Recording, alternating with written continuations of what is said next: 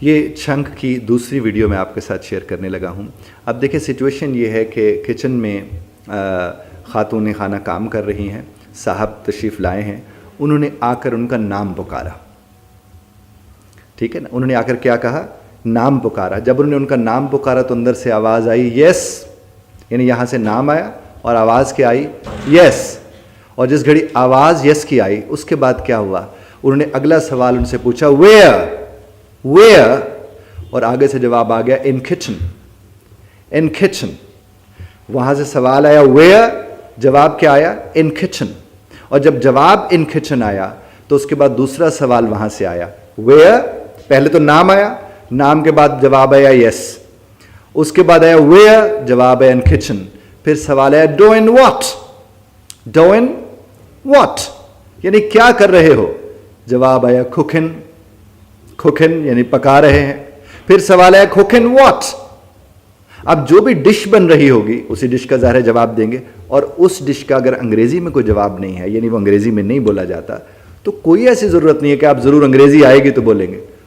آپ مثال کے طور پر, ویسے تو انگریزی دال چاول کی ہوتی ہے, اگر خاتون خانہ دال چاول بنا رہی ہیں اور انہوں نے کہا کہ کوکنگ یا میکنگ, انہوں نے کہہ دیا دال چاول, تو ٹھیک ہے, ہو گیا.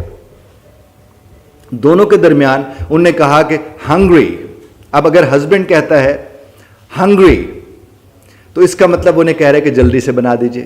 اور اگر خاتون خانہ کہتے ہیں کوکنگ دال چاول اس نے بتا دیا کہ میں وہ کوک کر رہی ہوں, اور اس نے اس کے بعد کہا کہ ہنگری, یعنی خاتون نے بول دیا بھوک لگی ہوئی ہے, اس نے کہا yes hungry, wait for 10 minutes, 10 minute wait کرو.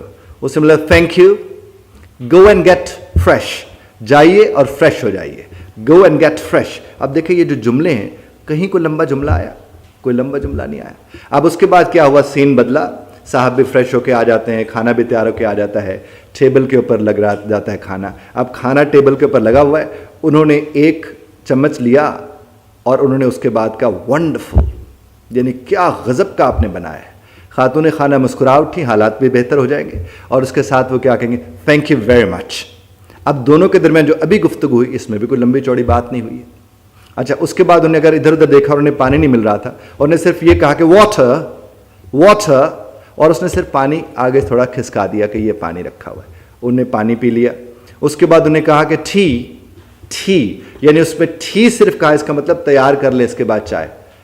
انہوں نے کیا کہہ دیا کہ ٹھی جو ہے وہ آلموسٹ ریڈی, تقریباً تیار ہے. Thank you. دونوں کے درمیان بات مکمل ہوئی, اور دیکھیے ابھی تک ہم نے ایک لمحے کو بھی جملہ نہیں بولا ہے. یہ ہیں چنکس. ان چنکس کی مدد سے آپ کا خوف ختم ہو جاتا ہے.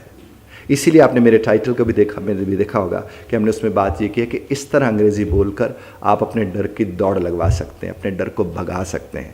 کیونکہ آپ کو اس میں یہ نہیں سوچنا کہ مجھے آئی لگانا ہے, ہی لگانا ہے, شی لگانا ہے, ایس کا اضافہ کرنا ہے کہ نہیں کرنا ہے, ڈز لگانا ہے کہ ڈز لگانا ہے, ہیز لگانا ہے, ہیو لگانا ہے. اس طرح کی کوئی چیز آپ کو سوچنی نہیں پڑتی ہے, خوف بھی نہیں ہوتا, چونکہ چھوٹے چھوٹے ٹکڑوں میں آپ بات کر رہے تھے, جسے میں چنکس کہتا ہوں, جس کے متعلق میں آپ سے عرض کر چکا ہوں کہ میری 6 کتابیں اس کے اوپر ہیں. اور میں نے یہ فیصلہ اسی لیے کیا کہ میں آپ کے ساتھ یوں شیئر کرنا شروع کروں, کیونکہ بہت سے لوگ ہیں وہ کتاب مانگتے ہیں اور کتابیں ہماری آتی ہیں اور ساتھ ہی بک جاتی ہیں.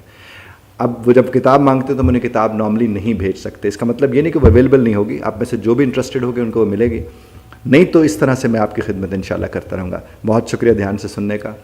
God bless you all.